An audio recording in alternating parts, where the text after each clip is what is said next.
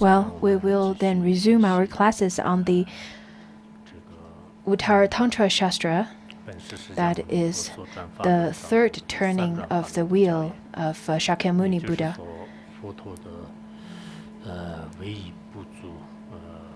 That is Maitreya Buddha's teaching of Uttaratantra Shastra, which is to the addition of Shakyamuni Buddha's teaching to the third turning of the wheel of the Dharma. Uttaratantra Shastra has 5 chapters, and it talks about the 7 Vajra points. That is the Buddha, Dharma, Sangha, and then in element, enlightenment, quality, and activity. So you should remember these 7 Vajra points. The first chapter is rather a general chapter, and then in the later chapter, it talks about the Tathagata Garbha and then the activity. Last time our class was in the end of May. We've already learned the previous part of this Shastra. Uttaratantra Shastra is rather different than the ones of practicing texts. I think nowadays the Buddhists are rather really enjoy those very simple teachings, such as the preliminary teachings or the words of my perfect teacher and Bodhisattva Charavatara. In fact, Uttaratantra Shastra is not considered as the most difficult, but some Buddhists would consider that this is rather very difficult already. Usually when I give teachings on the words of my perfect teacher or some very simple teachings or give teachings on the sutras,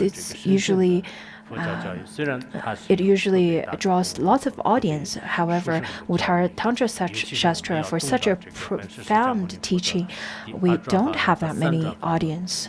The second and the third, especially the third turning of the wheel, is really necessary. But I think for lots of Buddhists, for lots of practitioners, maybe you don't listen to this class particularly with lots of attentiveness.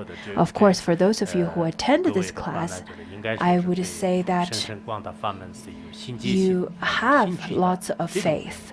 You have lots of veneration towards this teaching. So my talk today is not really towards those of you who are listening and participating in this class. I myself, in fact, I'm quite aware that in this dark age, whenever given teachings of the profound Dharma, people tend to either give up halfway through, lost confidence, or they wouldn't even start listening to begin with. But I really hope for those of you who are listening, especially for those of you who already started this class, I really hope that you persist all the way till the end. For me, if you attend or not, it really doesn't matter to me. whether you're attending this in the shrine hall or you're attending this class online, this number doesn't make any difference to me. But I really think this is for your own benefit, because in one's lifetime, to encounter such profound Dharma is quite rare, and you should cherish such opportunity. Compared to other eras, other times, we have the skillful means of technology, we have the skillful means of internet, and through such skillful means, you will be able to listen to this teaching. But we never know how long we'll still have such favorable conditions to us, so that we'll continue to listen to this teaching. And you should really contemplate on that, because once you lost such opportunity, it would be too late for you to feel regretful. It's just something I would like to note before the actual teaching. So now let's continue with the actual teaching. In the previous classes, we've already studied the merits of the jewel of Buddha, which is 8, and then the Sangha, that is 8, the Dharma, that is 8, and then the Sangha, that is 6 or 4 or 2. Anyhow, for the Sanghas who is already attained the wisdom of omniscience and the suchness, those are the ones that we should take refuge to. Now, we are on the third part, where it talks about the explanation of the way that they realize the wisdom of omniscience. Over here, it talks about the wisdom of omniscience and wisdom of suchness, as well as the self-aware primordial wisdom. So it has the 4 aspects. The first one talks about the explanation of the way that they attain the wisdom of omniscience. At first, we studied the wisdom of omniscience of the Buddha, but over here we're going to study such wisdom of the Bodhisattvas. So, the oral transmission.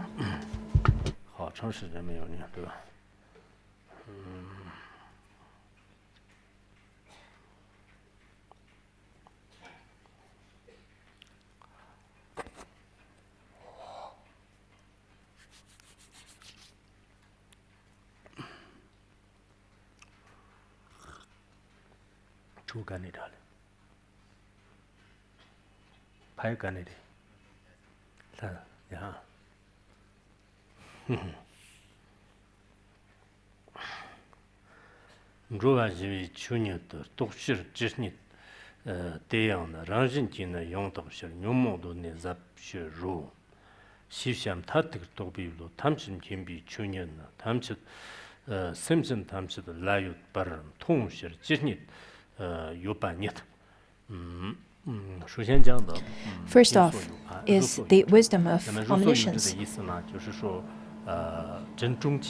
Over here it says, realizing beings in their state of peace, the noble ones attain the wisdom of omniscience, for the mind is by nature utterly pure, and the poison were always exhausted. For the ones who've already attained the noble, creation, they've attained the wisdom of omniscience. And this kind of wisdom is knowing the mind, all sentient beings, and realize directly the nature of mind of all sentient beings. That is beyond birth, beyond death, beyond any extremes and any kinds of fabrications. In fact, the nature of mind of all sentient beings has a state of peace beyond any conceptual elaboration, and therefore they possess a primordial wisdom that knows correctly, that is omniscience. What it means, what's the reason? is that after realize the nature of mind is just as according to the luminous essence. It is pure, it is in equanimity. You can use analysis from Madhyamika or through the pointing out instructions from the Guru, then you'll be able to see the nature of mind is already pure and illuminous. However, our mind is constantly then obscured by our afflictions as well as our habits.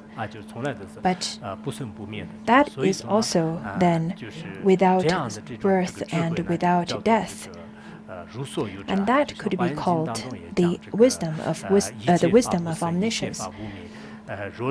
According to Avatamsaka Sutra, it says that all things are unborn, all things are imperishable.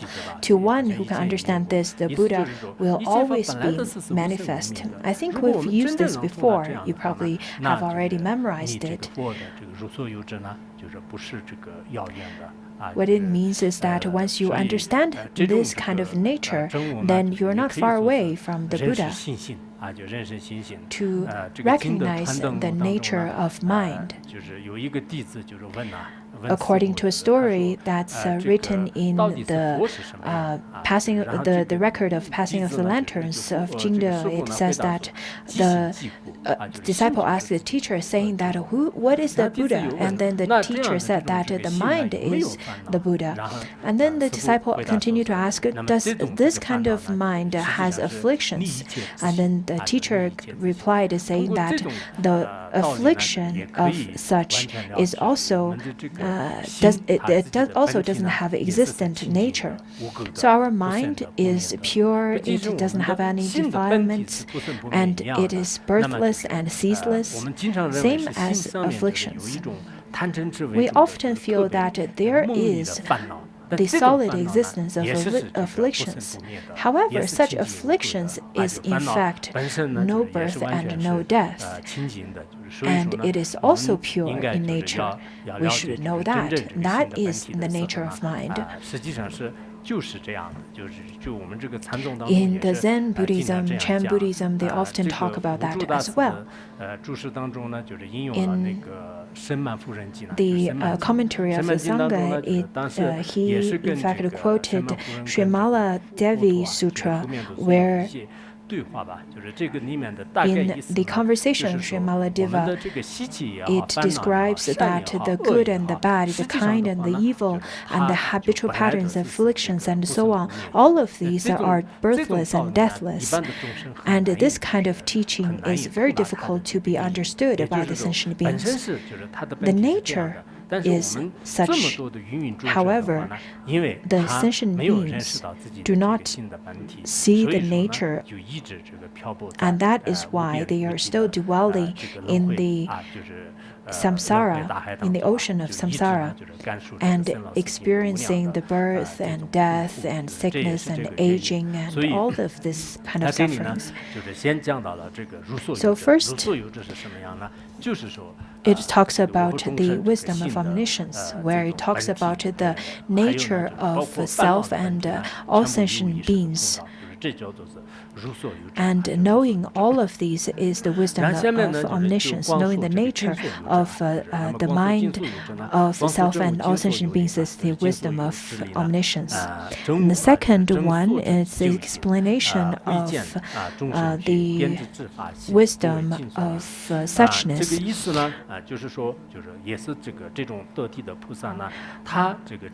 It says that their understanding, which realize knowable as well as its ultimate condition, sees that the state of omniscience is within all beings, and the noble ones knows completely.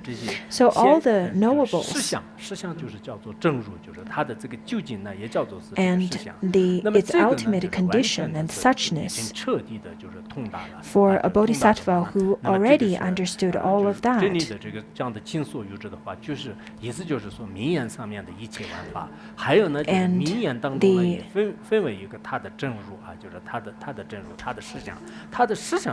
the truth, all of the truth of all phenomena. In fact, this kind of wisdom is the wisdom of bodhisattvas.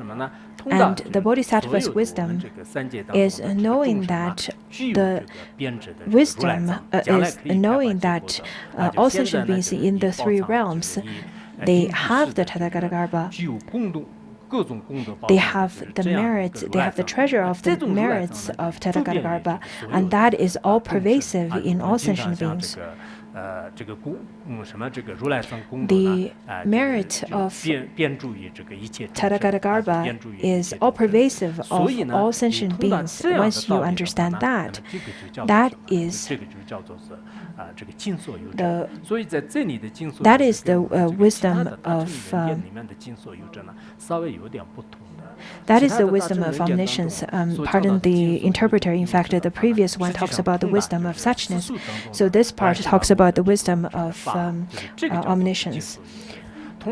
So understanding the knowledge of all phenomena is the wisdom of omniscience, and knowing the nature of mind of self and all sentient beings is the wisdom of suchness. This kind of wisdom of Tadagarbha is over here in Uttaratantra Shastra. When we talk about the wisdom of omniscience and the wisdom of suchness, in fact, it is a bit different than those of in other sutras and shastras.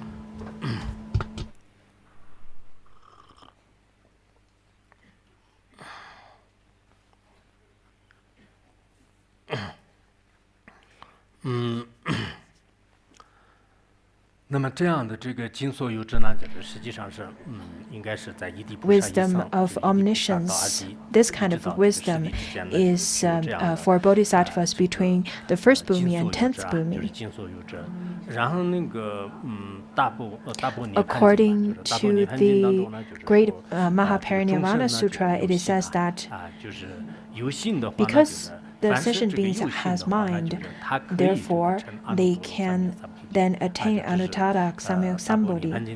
That's according to the Mahaparinirvana Sutra. As long as sentient beings has a mind, then they can accomplish anuttara samyak sambodhi. So through this teaching, we can understand that because of the Buddha nature,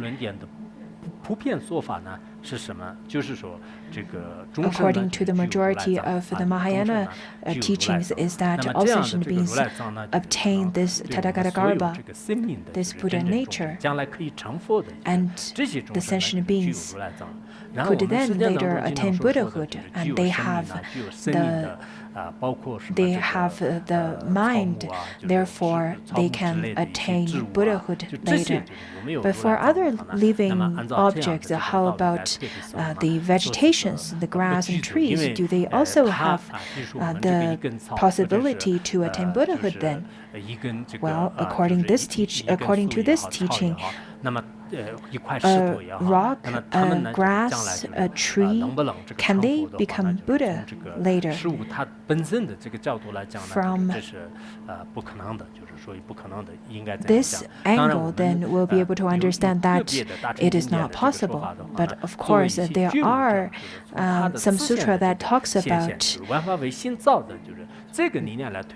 there are the enlightened ones who manifest in such a way, or it is that our mind is already Buddha nature, therefore whatever we perceive, it has the Buddha nature as well. So that could also be explained in such a way. The omniscient Mipa Rinpoche also give explanations from different, from some of his teachings as well. So the wisdom of omniscience over here, it includes the kind of sentient beings that has mind.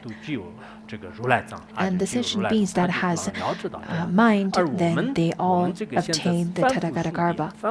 For mundane beings, then, can we know that all sentient beings has Tadagarbha? Well, yes, we can understand it through analysis, and through the teachings of the noble ones, we'll be able to understand that as well.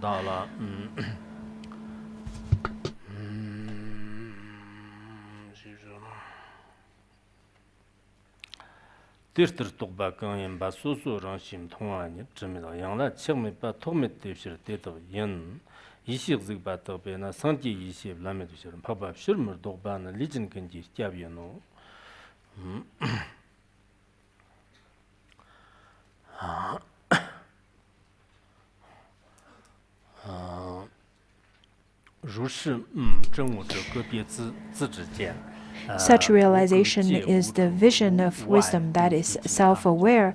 This wisdom is pure since it sees the undefiled expanse, free from attachment and obstruction. The ones who already obtained the wisdom of omniscience and suchness, then through their self-aware wisdom, they can then perceive that with correctness that all sentient beings obtains the nature of Tadagarbha. This kind of undefiled expanse, this kind of bodhisattva who already then understood all the nature, then they already transcend the obstructions of habitual patterns as well as afflictions. So wisdom of omniscience and wisdom of thusness, this kind of bodhisattvas who already realized both, they have the pure wisdom of self-aware. They don't have self-grasping, and they don't have any of the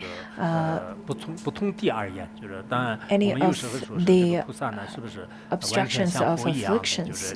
Of course, this kind of bodhisattvas is not as pure as the Buddha, but compared to the mundane beings, they've already then cut through all the they've already cut through the afflictions that's beyond the mundane beings' understanding. They can then perceive the world and not have any of the deceiving thoughts about this world. So they can see the nature of all phenomena, and like all of us, a lot of times we in fact would have many wrong perceptions, wrong concepts, and wrong thoughts. In fact, sentient beings who are still dwelling in the samsara, we're really suffering a lot. We, the poor beings, are not in control of our body, and more importantly, we are not in control, and we don't have full freedom of our mind. Even for those of us who've already practiced for a long period of time, not only that we do not progress, we retrogress from the path. And some of the practitioners, they would fall into the three lower realms. They've already retrogressed to that extent, but without knowing such. So it's really envious for us to see that all the bodhisattvas who attained the Bhumis, and they would perceive all the phenomena with the truth, with the correct view, and they do not have any anxiety, they don't have any of those defilements. They may appear the same as mundane beings or even animals, but their mind is completely free. For some practitioners who've practiced for 8 or 10 years, and they've probably already attained some levels of realization or some levels of freedom. So over here, we're hearing some of the realizations of the noble ones, of the ones who attained some realization, and I feel really envious practice of them. At first, when I studied Uttaratantra Shastra, 真正入文寺就是怎么说啊？就是在道场里面文寺的时候呢，就是这个就。The Uttaratantra Shastra was the first one that I studied when I came to Larungar. I came here back in 1985, and during the Dharma assembly, then Pongso Rinpoche then gave us the empowerment. He then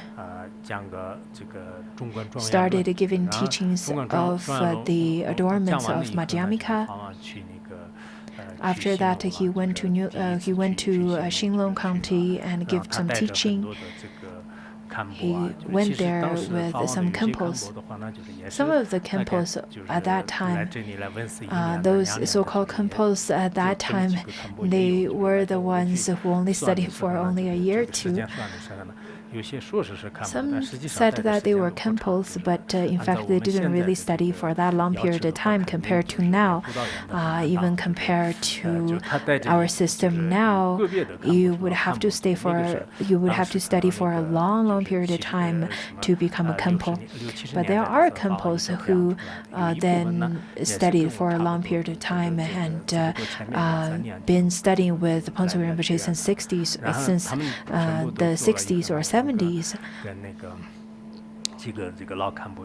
So at that time, Pongso Rinpoche then went to a valley with a group of us. I think there were less than 70 people. Even all of us are gathered together. It's probably just as a group of class, which is a medium-sized class.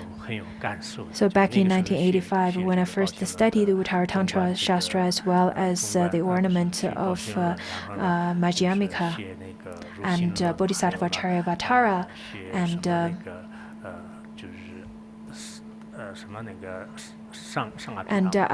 Abhidharma. So those were the ones that I studied at the time. In the summer, we would go to the hills above mandala, the mandala structure on the top of the mountain, or sometimes we would then go to another mountain. There was another hilltop that has a bank right now. That's where we would go and study and have our tutoring classes. Not many houses, not many people at that time. So in the valley, it was rather quiet and peaceful. And I had very deep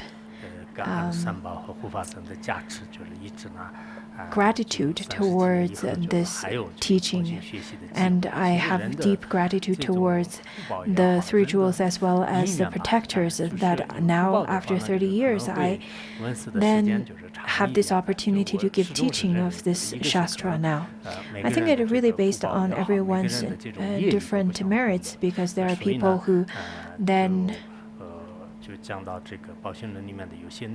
could continuously to study and practice for a long period of time, and there are people who don't have such opportunities. So the next one is then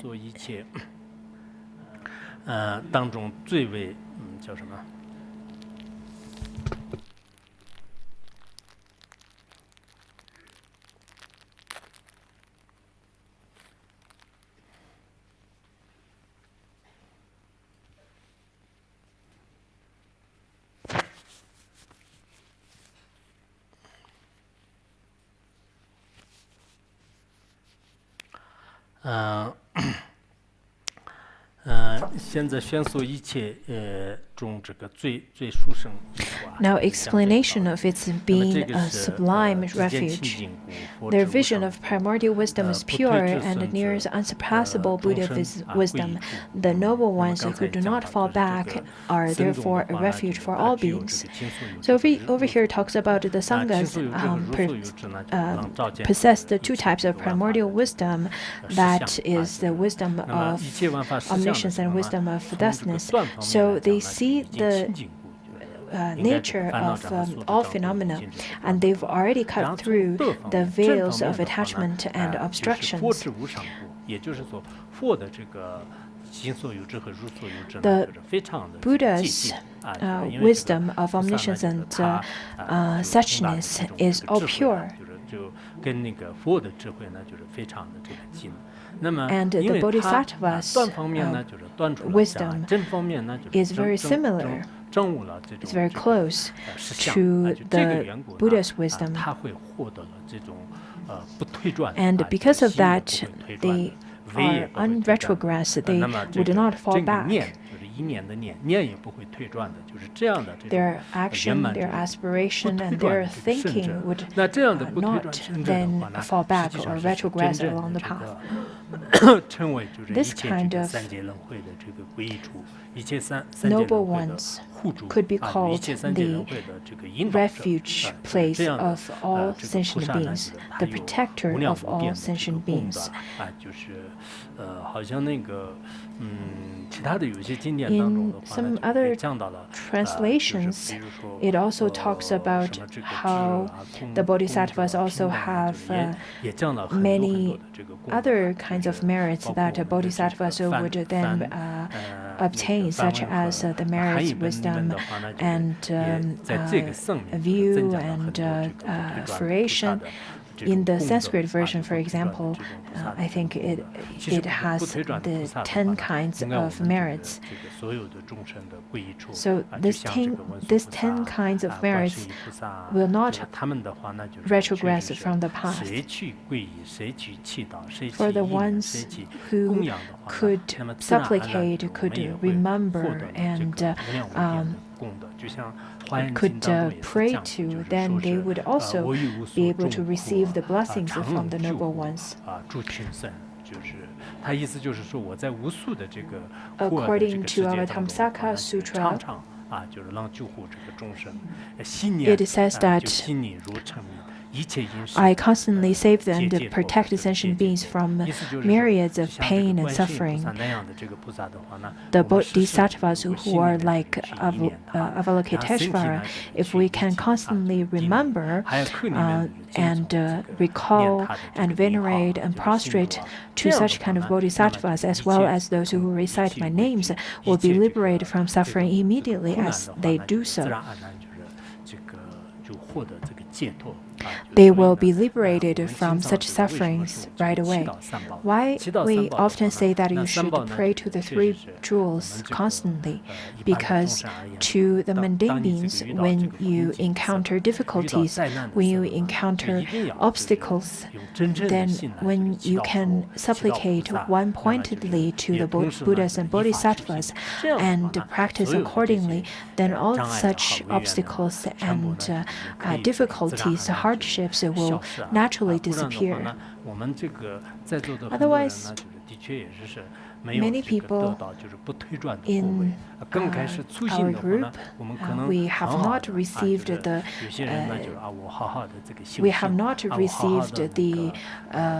such kind of attainment yet.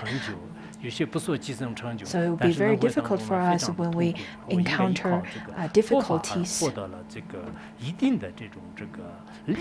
But at that time, you should then supplicate, especially for those of you who had great aspirations that I would love to benefit sentient beings, I would love to be of help to others, I would love to practice, but reality and your ideals still have a whole world between them.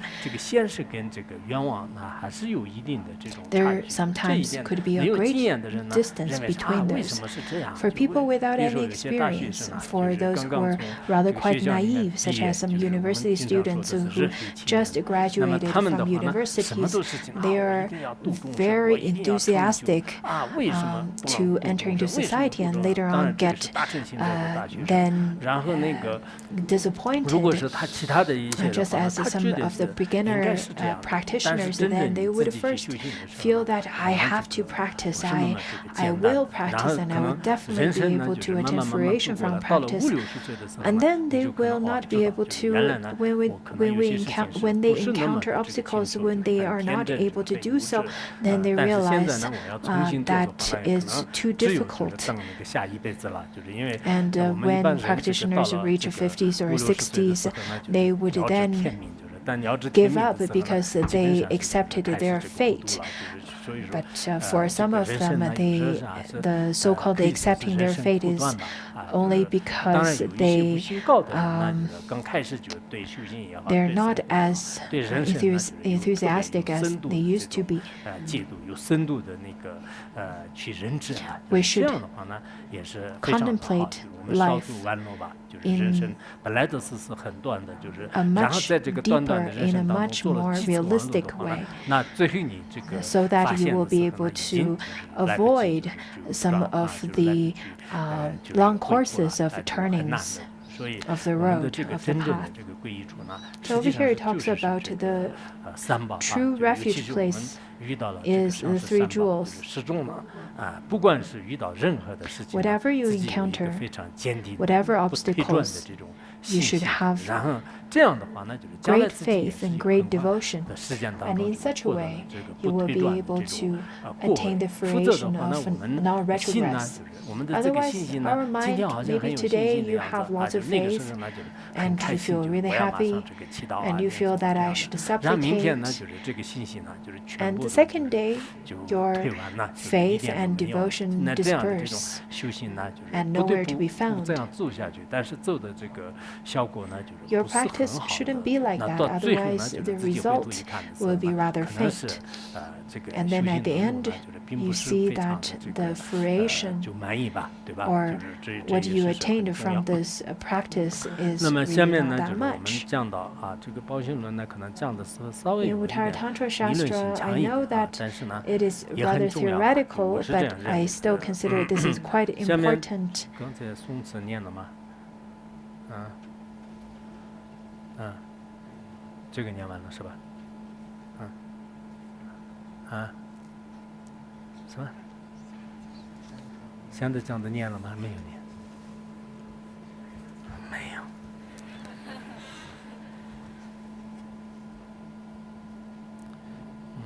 一些嘴巴都不能行。东巴，东巴东巴弄东西，头巴什么东西，什么我没有念啊。木巴那么黄线呢，加什么那么。那么热巴烟呢，帮些了为求进去，没些人几个当几笔些人，去那么你当旁边错，但你讲就马烟喏，这样的。下面是这个以佛法弟子心基于三乘，以及这个三作用中。Is that there being the teacher, his teaching, and his disciple 他这里呢，就是说这个。leads to respective aspiration towards the three vehicles and to three different activities of veneration. Even this refuge is shown as threefold. Over here, this is in fact the second part that talks about the three refuge. It's the necessity to present three types of refuge. 三个方面的。首先，第一个的就是说。这个刚才我念的这个颂 This stanza that I just recited, 它这里呢，就是讲这个三种义， it talks about the 佛法僧 three 三宝。那么 jewels. 这个佛法僧三宝，佛法僧三宝的话呢，实际上也可以叫三种这个事啊，就是依 It 靠 could 这个 be 佛和依靠 called 法，依 the 靠这个 three 弟子，也就 refuges 是说 as 这个 well 佛的 as the 这 three 个 kinds 弟 of 子，也就是 activities. 说达成这个僧者弟子也好，或者说是我们的所谓的什么呢，就是这个小乘的这种僧者。 Could be the 那 noble 么这 ones 三 of 者呢，实际上 Mahayana 是 or 这 Pratika 个这三 Buddha 种义， and 这三种 from the 义 Mahayana 呢， path. 就是宣说了他的功德。And from the Dharma's aspect as well as the Buddha's aspect, from the three aspects, it talks about how it has the three aspects. The Mahayana would then give rise of faith to the Buddha. They see the Buddha as the supreme among gods and humans, and it has such aspiration of veneration or the activities of veneration. Some of the translations would differ on how to translate that word, activity or aspiration or merits. There are different translations. Anyhow, the Mahayana practitioners, they have such aspiration because they then venerate as well as make aspiration of become the supreme among the gods and humans. The next one then talks about the merit of the Dharma, which has also 8 kinds of merits. And the Pratika Buddhas, they do not rely upon other people, rather they rely upon the practice of the causing the teachings of cause and conditions. So the Dharma is the supreme among that which is free from desire, and the Pratika Buddhas would take refuge in the Dharma that is the supreme among that which is free from desire. The third one is the Sangha. The Shravakas, they would give aspiration and veneration towards the Sangha. Then they all would pursue the supreme among assemblies. That's the kind of merit that they seek for.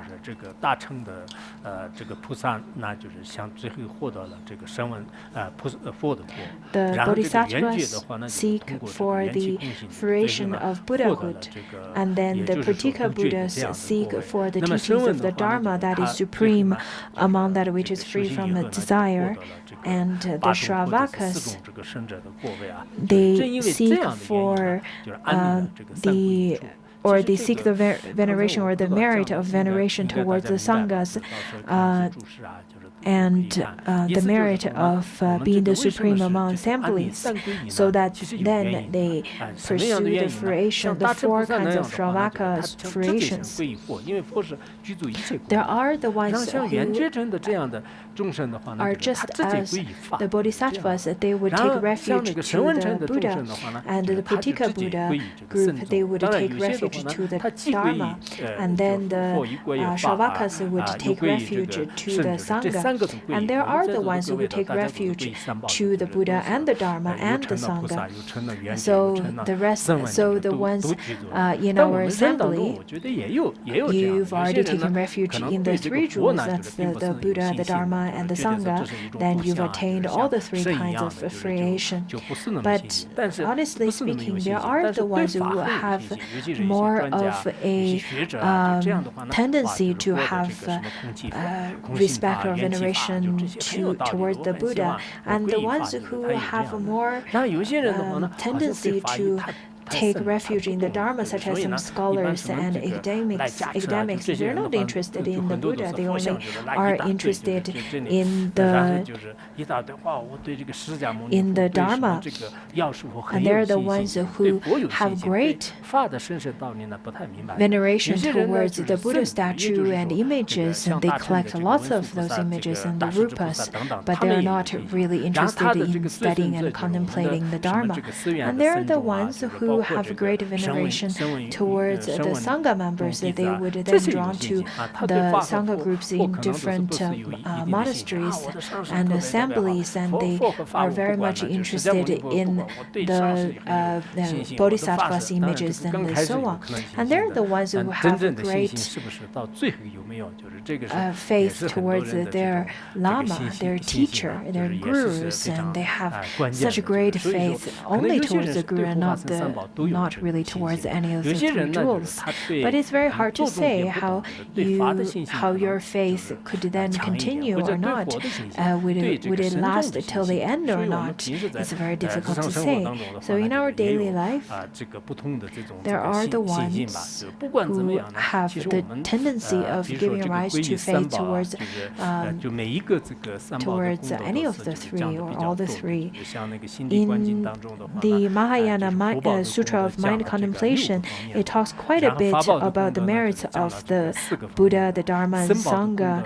In the Buddha, it talks about the 6 kinds of merits, and in the Dharma, it talks about the 4 aspects of the merits of the Dharma and the 3 aspects of merits of the Sangha.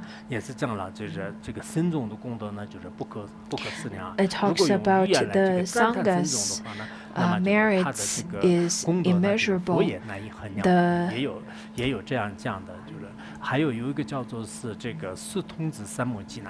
Also in the Samadhi Sutra of the 4 youths, it says that anyone who takes refuge in the Buddha will obtain great benefits. Even in hundreds and thousands of eons, one will never encounter any suffering.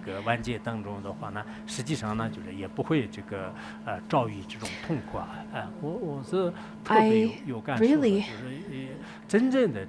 have deep understanding and deep insights of this, is that whatever afflictions arise, whatever suffering arise, if you have the 3 jewels, then if you take a refuge in the Buddha, then you will be able to then get relieved from such suffering very easily. Of course,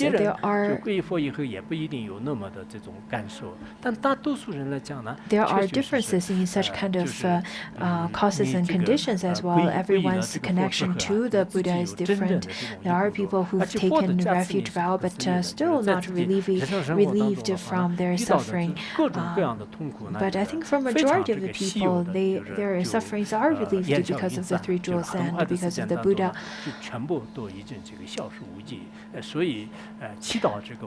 After supplicating and pray to the Buddha, lots of suffering will be dispersed just as the smokes disperse.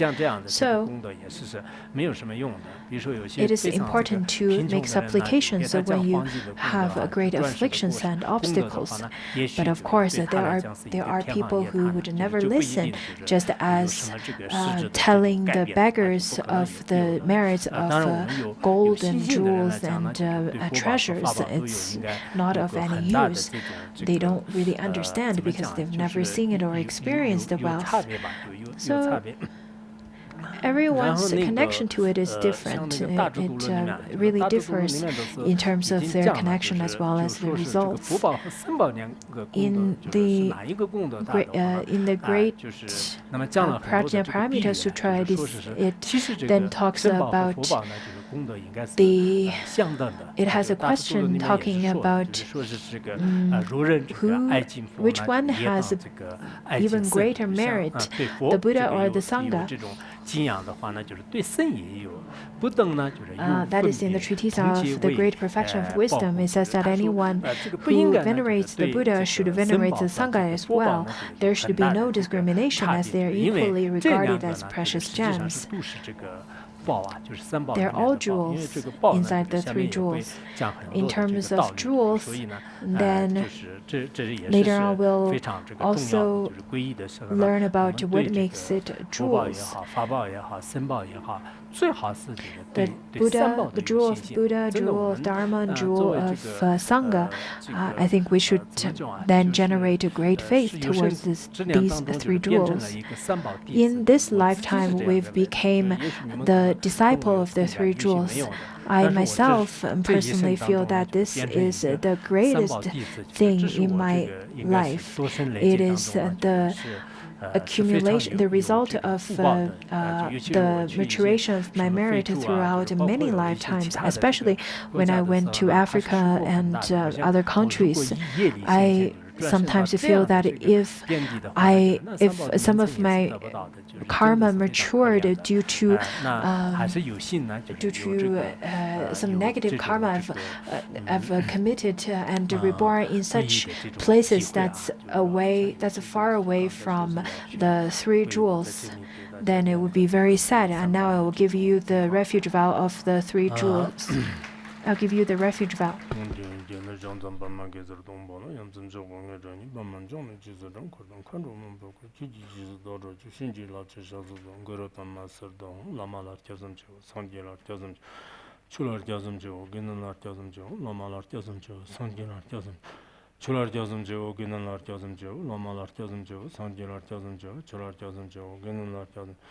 Namo Buddhaya, Namo Dharmaya, Namo Buddhaya, Namo Dharmaya, Namo Buddhaya, Namo Buddhaya, Namo Dharmaya, Namo Sanghaya, Namo Buddhaya, Namo Dharmaya, Namo Sanghaya, Namo Buddhaya, Namo Dharmaya, Namo Sanghaya, Chumji Tsurum Kyomija, Tsurum number Tatan Nanzam, Tsurum Tsurum Paro Shan Zosho, Kilata, Sura, the Pinit of Sogando, Nipazat, Nana Gurpunda to Java, don't you don't treasure in Perum that Sur Hajiga. Someone asked me for a refuge vow, so I just give you the refuge vow. And now,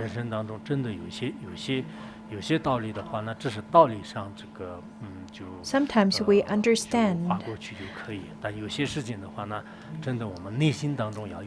Sometimes we have to understand so that we make a change in our mind.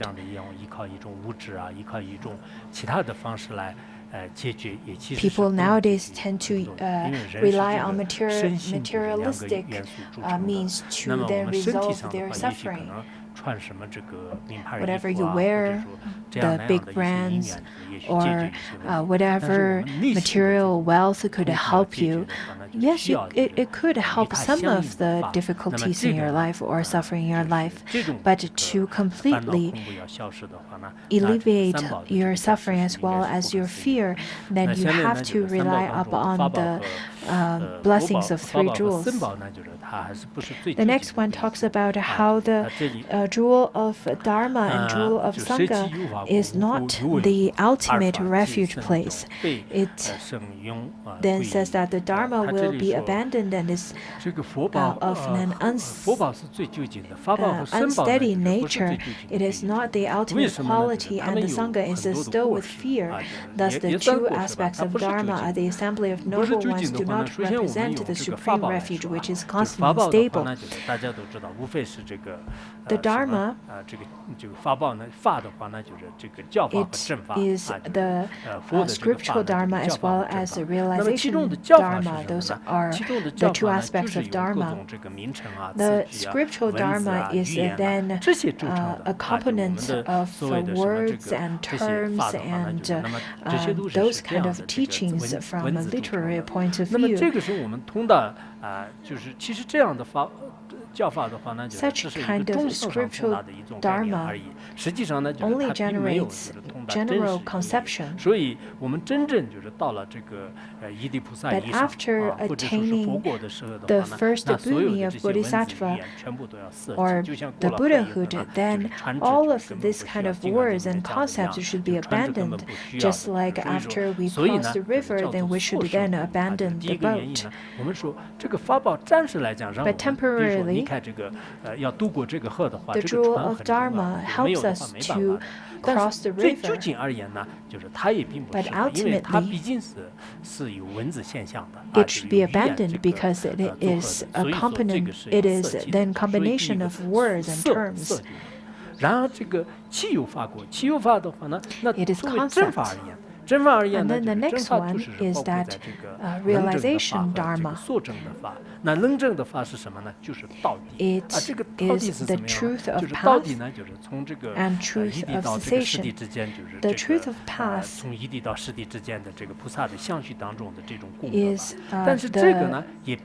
the path of learning for the ones from the first bhumi to the 10th bhumi. But this also has the characteristic of the condition that is then impermanent, unreal, and cloud-like. They are very deceiving. So that is not the ultimate refuge place. The next one, it then talks about the truth of cessation. Truth of cessation should be considered as ultimate, isn't it? But the Shravakas is the Shravakas then attain such a cessation through analysis. They would go through many layers of analysis and then find that it is empty. They only then transcend the emptiness of self-grasping and afflictions, but not the ultimate emptiness. The next one is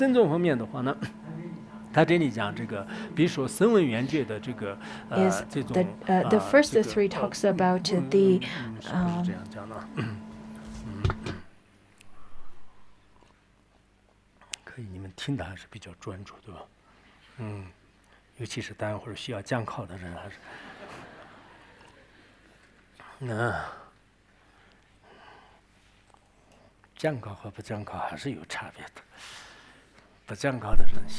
For those of you who are going to have after-class presentation, I think you're paying a lot of attention. But for those of you who are not, I see that you're not as attentive. I think with some kind of pressures is good. But anyway,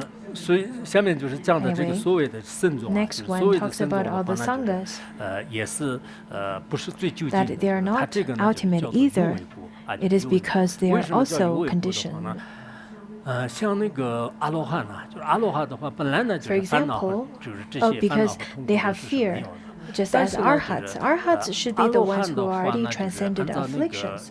But in sutras, it talks about arhats from bigger perspective. They've already devoid of birth and death and sickness and old age, but they are still then afraid of the unimaginable birth as well as the body of consciousness. When they encounter such kind of manifestations and see such manifestations, they are afraid of such unexplainable phenomena, just as viewing the ones who are killers with a knife in their hand.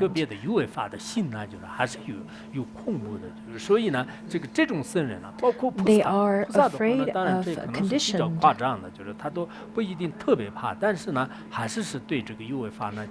The bodhisattvas, they have not then attained the path of non-learning. They're still on the path of training. Unlike the Buddha, who've already attained the path of no learning and attained the four fearlessness. In fact, the bodhisattvas are still having some kind of fear. They are afraid of some subtle conditioned dharmas before the Buddhahood. For many practitioners, they said that I'm not afraid, but they are. Last year there was a practitioner. They said that I'm not afraid of dog, and once the practitioner got bitten by a black dog, and afterwards that practitioner no longer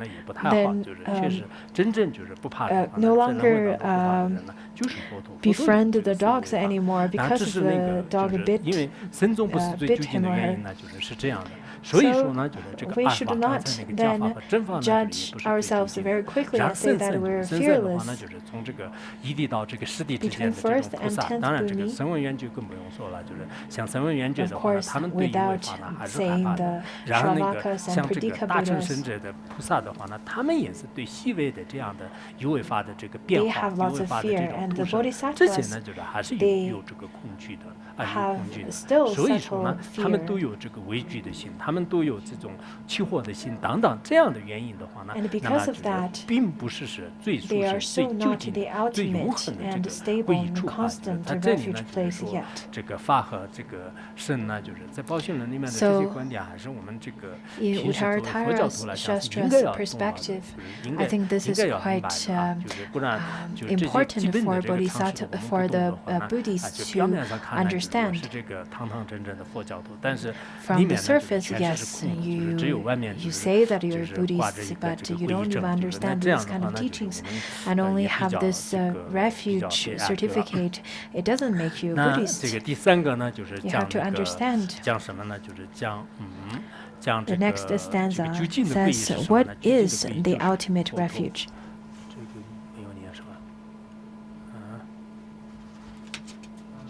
담비 돈돈 로아이 겹는 상계 녀지 터바주지 그진시 속경대 임타대 종아고시를 점에 시름 터던 시르던 땡지 시르 젠지 시르던 초녀도 시르 여러매 시르 초녀 여러매 매시르 꿈축 넷下面是讲的是这个抉择啊，就是抉择这个生意为主。Now it's talking about explanation on what is the ultimate refuge. It talks about the only refuge is the Buddha, the true sense. Only the Buddha is the refuge. Since the great sage embodies the Dharmakaya and the assembly also reaches its ultimate goal when these qualities of Dharmakaya are attained. Why is that? Because the Buddha already then has all the merit of the jewel of Dharma and the jewel of Sangha, because the jewel of Dharma has the Dharma of realization, Dharma of doctrine. So what is the true nature of these two is in fact the Dharmakaya. It is no different than the Dharmakaya. When we talk about the 21 unconditional Dharma, undefiled Dharma, that is the Dharmakaya of the Buddha. That is no difference than the Dharmakaya of the Buddha. So the ultimate Dharmakaya, in fact, is then the jewel of Dharma. That is the ultimate sense of the jewel of Dharma. And then the next one is that the jewel of Sangha. The jewel of Sangha, they have to attain the true or ultimate quality of the two merits and wisdom. And the Buddha already obtained these two kinds of merits already. So when we take refuge of the three jewels, and if we take refuge one-pointedly to the Buddha, then we've already taken refuge to the three jewels. Now the last stanza talks about what is the jewel, what is the explanation of the jewel.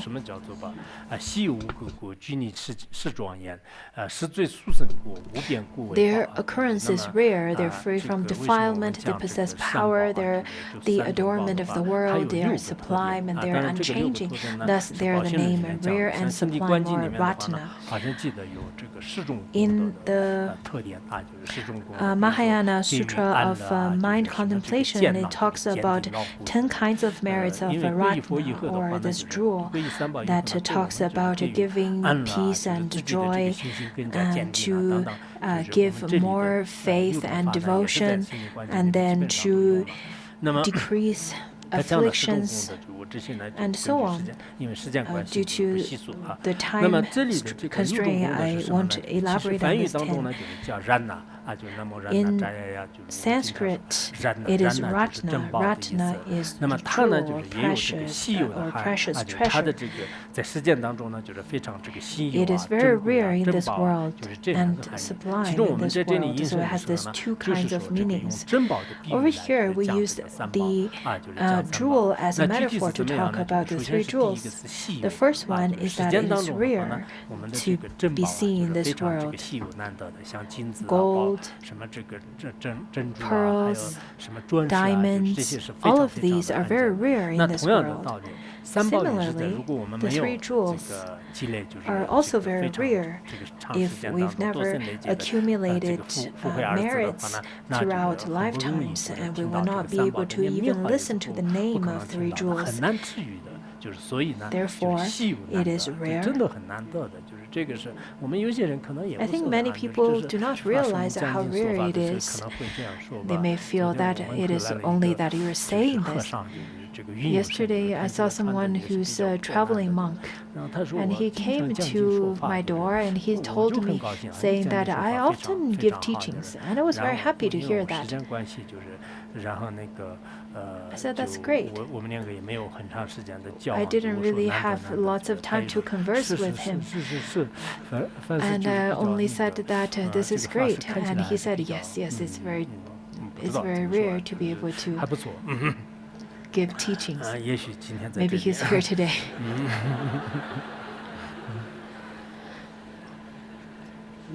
So, it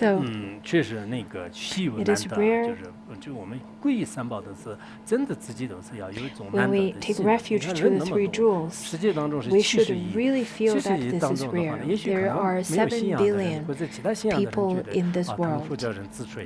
For people without any faith, they may feel that this is only they're only saying this. This is such a superficial words that they're saying this is rare. But I myself feel really fortunate. There are people who feel very fortunate when they have a raise of their salary. But this kind of fortune maybe only makes you have more greed towards wealth and salary. That's the first one, that is rare. And the second one is that the jewel doesn't have any dust or any sand on it. It is undefiled. So similarly, the three jewels also is undefiled even after great analysis and observation. You still won't be able to see any of the defilement on the three jewels. 世间的这些珍宝的话呢，就是它还是有能力的啊。比如说有些人什么这个金子啊、钻石啊这些都是在身上的话呢，还是有这个牵出一些度啊， They have also the power or the kind of quality to 有一些是宝物，有一些宝物呢，就是最好还是自己身上有一点宝物，就是这样。然后这样的话呢，就是他有这个能力。同样的，就是依靠三宝的话 fulfill needs and devoid of obstacles. Therefore, that's the third one. That is, then have the power of fulfill wishes. Therefore, it's good to wear some jewels with you. I have very deep faith, but maybe some people don't have such deep faith like me. I myself consider I have a very true faith through the three jewels. That's the third one. And the fourth one is that it's an adornment. People usually feel that the gold, silver, and jewels that they can adorn. They have this quality of adornment. That's why they wear it and then they put it in places to make place really beautiful. Similarly, the kind-heartedness, the non-dual wisdom, and the devoted heart, all of these can be brought by the three jewels, and therefore it could be considered as the adornment, just as the 7 treasures of the noble ones. The fifth one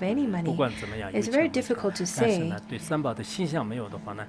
But if you don't have any, if you have lots of money but have no devotion towards the three jewels, you're still a poor person because once you die, you will be left with nothing else. There are people who are just like beggars, but they have abundant devotion towards the three jewels. Then they've obtained the most precious wealth of this world. They could be called the wealthiest among the people in this world. In that way, then Bill Gates and Jack Ma and the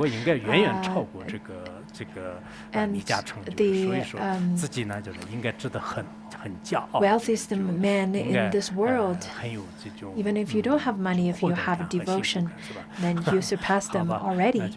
You should feel quite proud and happy. We'll stop here today. The last verse.